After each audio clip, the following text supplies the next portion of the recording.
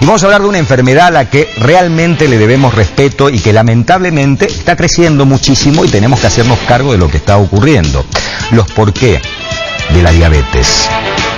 Nos cuidamos de la diabetes. Seguramente todos tenemos un conocido, un amigo, un familiar, alguien que vive al lado de casa que tiene diabetes. ¿A qué edad se presenta? A cualquier edad. Todo lo que necesita saber o tiene que saber sobre la diabetes aquí en este programa le vamos a dar realmente el tiempo que el tema merece. Vamos a hablar de diabetes, lo habíamos anunciado antes del corte y en el comienzo del programa. Es una enfermedad que crece y hay muchos todavía que no quieren ver. Es más, hay personas que han sido estudiadas y se le ha detectado diabetes y se resisten a la idea de ser diabéticos. Es como que si, no sé, en alguna otra época le hubieran dicho leprosos. No, yo no soy diabética. Yo tengo un poquito de azúcar en sangre, dicen, gente inclusive cercana, las personas mayores que por allí tienen diabetes, que dicen, no tengo diabetes, yo no soy diabética, tengo un poquito de azúcar un poco alta. Nos acompaña la doctora Claudia Sala y la doctora Graciela Rubín. ¿Cómo les va? Hola. ¿Qué tal? Un gusto. Del cardiológico y de diabetología y nutrición del hospital privado, respectivamente. ¿Qué es la diabetes? La diabetes es un conjunto de enfermedades que se caracteriza por tener el azúcar alta. Un conjunto de enfermedades, sí. No una enfermedad, sino un conjunto de enfermedades. Un conjunto de enfermedades. Decimos conjunto porque muchas veces el origen no es siempre el mismo. Por eso hay distintos tipos de diabetes. Pero todas tienen en común tener el azúcar en sangre alta, que es lo que nosotros decimos es azúcar en sangre, glucemia. Glucemia alta. Y por eso, como no tienen el mismo origen, tampoco tienen el mismo tratamiento. Todas son enfocadas de distinta manera también como para su tratamiento. ¿Y por qué hay más diabetes ahora? ¿O no hay más diabetes? Antes no sabíamos que teníamos diabetes, no lo detectaban. En realidad hay más diabetes. La diabetes es una enfermedad que viene muy de la mano con la obesidad. De hecho, hablamos de epidemia mundial de obesidad y de epidemia de diabetes, tomando el término prestado, ¿no?, de las enfermedades infectocontagiosas. En realidad pareciera ser que el gran aumento de obesidad que hay en el mundo acarrea trastornos metabólicos diversos y la diabetes es la que viene en primera fila. ¿Y por qué hay distintos tipos de diabetes? Y como decía Claudia, todo este conjunto se caracteriza por el aumento de la glucemia en sangre, pero el aumento de la glucosa en sangre puede deberse, por ejemplo, a que la persona no produce insulina, y ahí tenemos a las personas con diabetes tipo 1, los que antes llamábamos diabéticos juveniles, ¿sí? Son los insulinodependientes, digamos, los que necesitan de insulina para poder vivir. Para sobrevivir, tal cual. Y la gente con diabetes tipo 2, que es la mayor parte de la gente con diabetes, que sí tiene insulina propia, pero hay algún desfasaje. Sí, hay un problema que se llama resistencia a la insulina, que parece estar mediado sobre todo por el tejido adiposo, y ahí viene la relación con la obesidad, que hace que esa insulina no actúe correctamente y a lo largo de la historia de la vida la persona manifieste su diabetes. ¿Y por qué en distintas edades? Hay chicos a los que se le presenta una insuficiencia y empiezan con diabetes, hay personas que ya muy mayores, de 80 años, y dicen, ¿cómo voy a ser diabética a los 80 años? No, esto es un poquito, tengo que mejorar un poco en la dieta. ¿Por qué se presentan en distintos estadios, así en distintas edades? Y generalmente cuando no hay insulina, el de diabetes tipo 1, que antes se le decía la infanto-juvenil, ocurre justamente en esas edades, en la que por una predisposición que tiene el niño, deja de producir por algún motivo el páncreas insulina, entonces uno tiene que indicarle insulina a esa persona.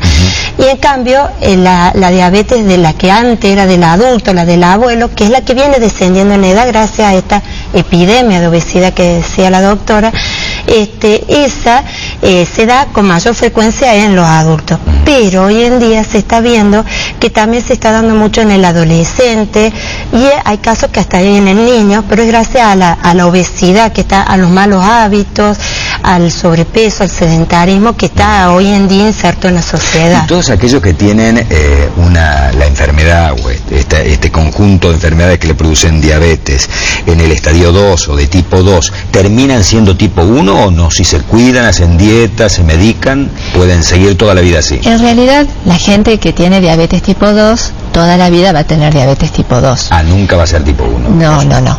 Pero, en algún momento de su historia pueden llegar a usar insulina. Y ahí está el problema. Cuando usted habla de diabetes, por un lado, la diabetes tiene muy mala prensa, porque todos sabemos que es una enfermedad que ocasiona terribles consecuencias y que mata por infartos o accidentes cerebrovasculares, ¿no? Nosotros a veces decimos diabetes es una enfermedad vascular que cursa con hiperglucemia. Y por otro lado tiene peor prensa por el uso de la insulina. ¿Qué pasa con la insulina? La insulina es una hormona inyectable y hay que modificar las dosis de acuerdo a múltiples situaciones y genera situaciones de riesgo como los bajones bruscos de la glucosa, y eso ocasiona que el tratamiento de la diabetes, sobre todo de la diabetes tipo 1, sea un tratamiento complicado. Por eso está la gente que dice, no, yo no tengo diabetes, tengo la glucosa un poquito alta, y están los colegas que dicen, no, usted no tiene diabetes, claro, tiene la glucosa un poquito alta, vamos a medicarla con esto, claro, le doy una pastillita, haga dieta. Claro, tal cual. Y va a andar bien.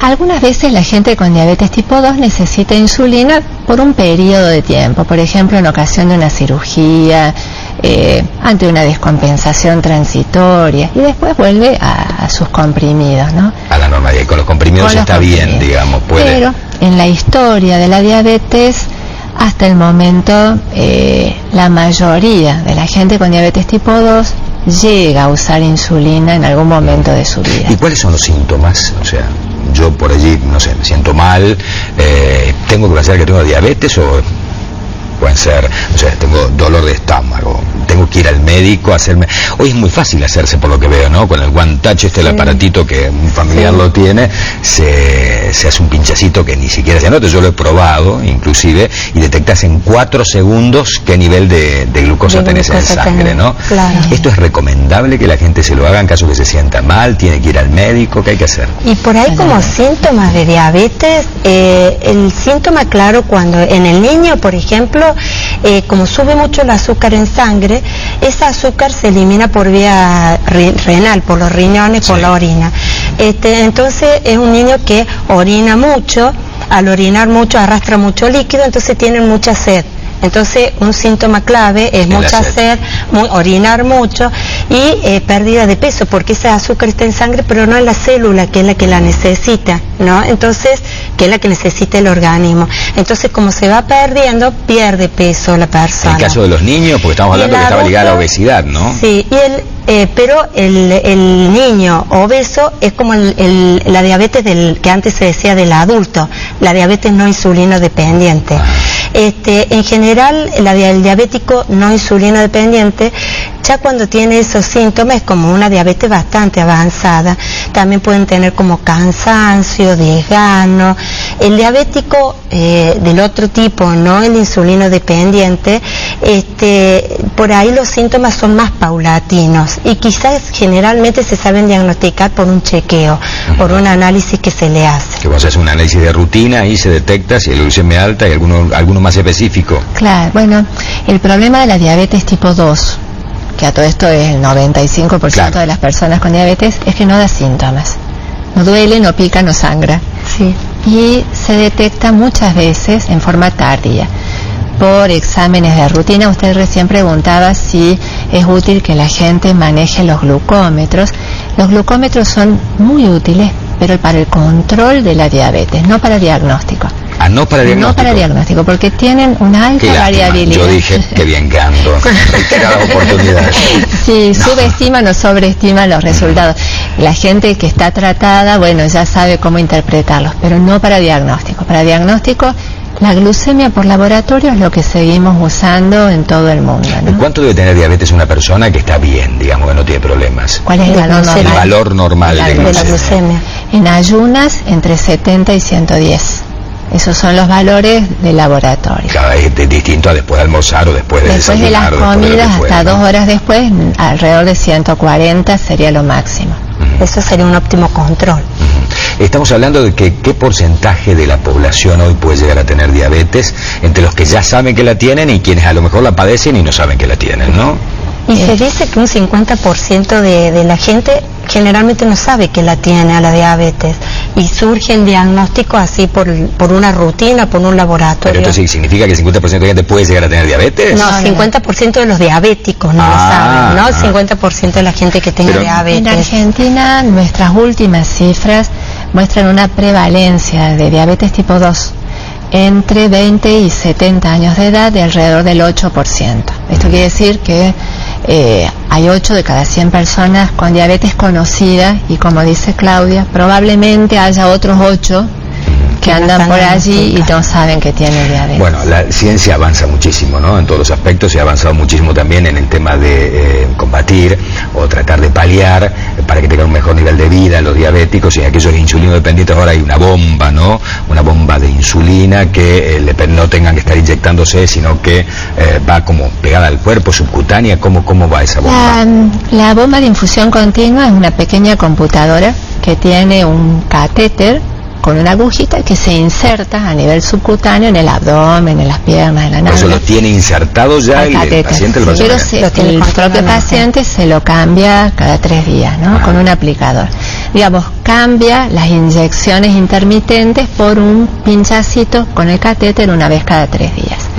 Lo que no cambia es la frecuencia del monitoreo. Claro. La medición de la glucemia. Se la deben hacer igual. Esa se la deben hacer igual. Y quizás con un poquito más de frecuencia. Hay algunas bombas, las más nuevas, que también tienen sensores continuos de glucosa y permiten el monitoreo permanente. Ahora son caras, no están al acceso de todo el mundo, ¿no? Son costosísimas. El mantenimiento es muy caro. De 30 a 40 mil pesos la bomba, y entre 5 y 10 mil pesos por mes los insumos.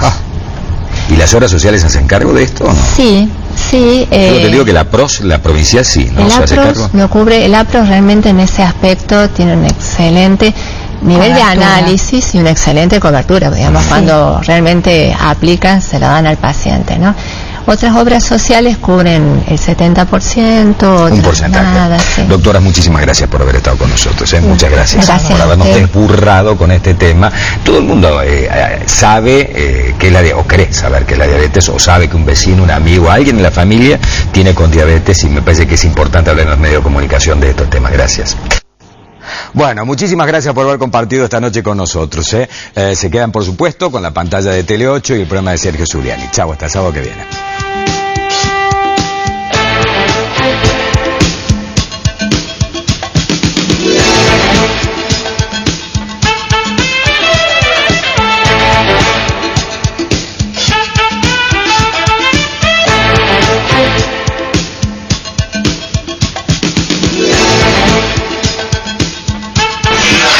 Fue una producción de Televisión Mediterránea, SRL, Córdoba, Argentina.